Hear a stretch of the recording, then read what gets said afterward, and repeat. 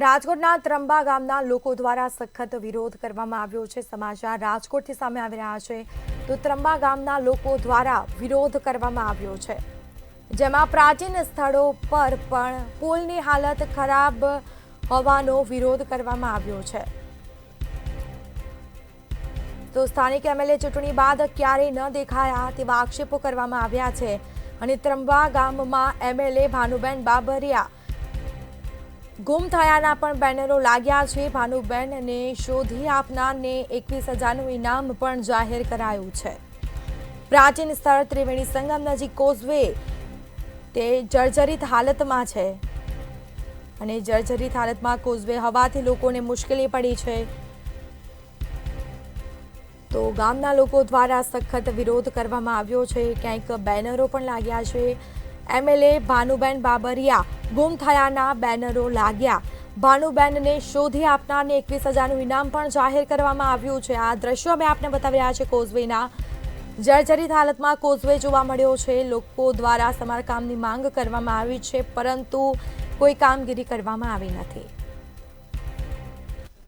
સદસ્ય રાજકોટ ત્રંબા ગામની વાત કરીએ તો શું સમસ્યાઓ છે તેના માટે તમે એકત્રિત થયા? રાજકોટ તાલુકાનું કસ્તુરબા ધામ ત્રંબા કે જ્યાં ત્રિવેણી સંગમ આવેલું છે।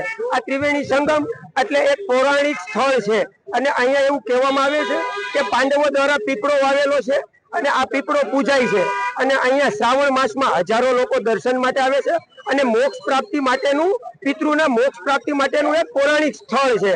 હવે આ ત્રિવેણી સંગમે અત્યારે જે એક સાઈડનો પુલ છે જે અત્યંત જર્જરિત હાલતમાં છે।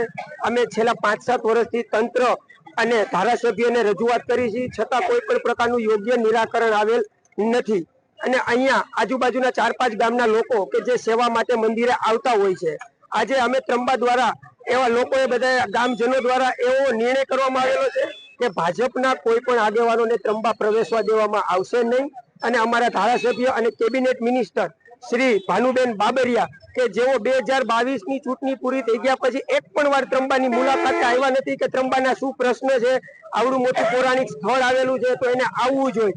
એટલે આ ભાનુબેન પણ અત્યારે ગુમ થયેલ છે।